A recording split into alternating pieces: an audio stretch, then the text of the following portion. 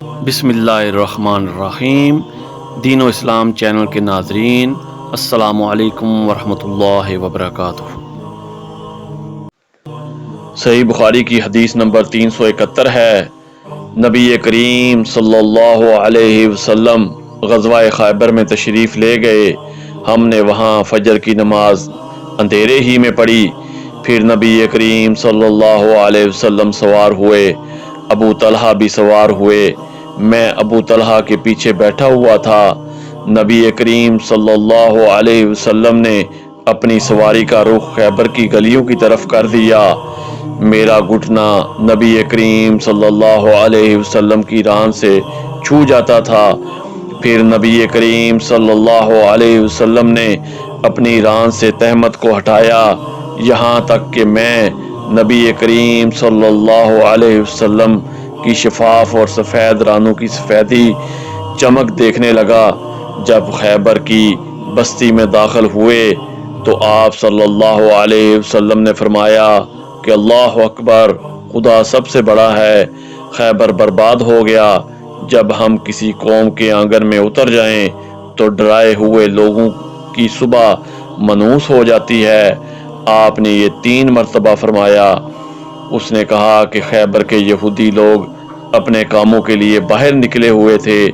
وہ چلا اٹھے، محمد صلی اللہ علیہ وسلم آن پہنچے، اور عبدالعزیز راوی نے کہا کہ بعض حضرت انس رضی اللہ تعالیٰ عنہ سے روایت کرنے والے ہمارے ساتھیوں نے والخمیس کا لفظ بھی نقل کیا ہے، یعنی وہ چلا اٹھے کہ محمد صلی اللہ علیہ وسلم لشکر لے کر پہنچ گئے۔ پس ہم نے خیبر لڑ کر فتح کر لیا اور قیدی جمع کیے گئے۔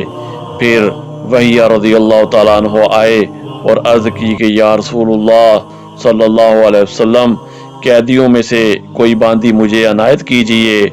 آپ صلی اللہ علیہ وسلم نے فرمایا کہ جاؤ کوئی باندی لے لو۔ انہوں نے صفیہ بنت حی کو لے لیا۔ پھر ایک شخص نبی کریم صلی اللہ علیہ وسلم کی خدمت میں حاضر ہوا اور عرض کی کہ یا رسول اللہ صلی اللہ علیہ وسلم، صفیہ جو کریز اور نذیر کے سردار کی بیٹی ہیں، انہیں آپ نے وحیہ کو دے دیا، وہ تو صرف آپ ہی کے لیے مناسب تھیں۔ اس پر آپ نے فرمایا کہ وحیہ کو صفیہ کے ساتھ بلاؤ۔ وہ لائے گئے۔ جب نبی کریم صلی اللہ علیہ وسلم نے انہیں دیکھا تو فرمایا کہ قیدیوں میں سے کوئی اور باندی لے لو۔ راوی نے کہا کہ پھر نبی کریم صلی اللہ علیہ وسلم نے صفیہ کو آزاد کر دیا اور انہیں اپنے نکاح میں لے لیا۔ ثابت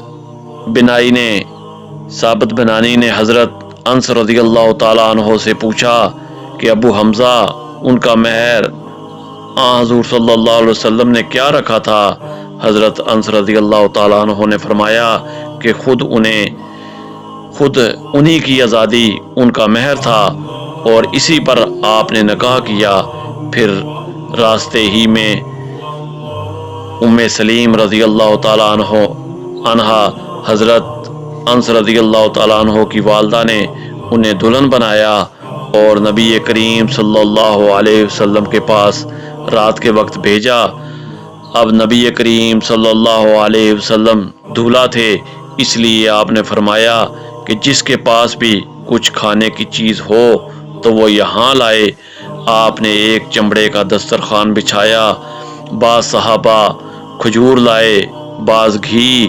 عبدالعزیز نے کہا کہ میرا خیال ہے حضرت انس رضی اللہ تعالیٰ عنہ نے ستو کا بھی ذکر کیا۔ پھر لوگوں نے ان کا حلوہ بنا لیا۔ یہ رسول اللہ صلی اللہ علیہ وسلم کا ولیمہ تھا۔